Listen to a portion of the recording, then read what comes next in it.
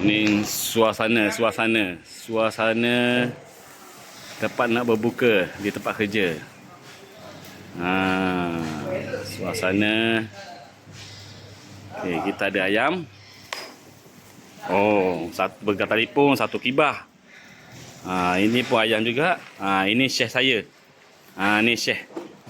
Chef Alabana panggil. Alabana. Ini dah siap. Ni belum siap lagi.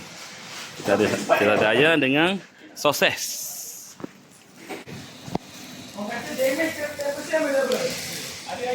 Cantik. Ayam grey orang panggil.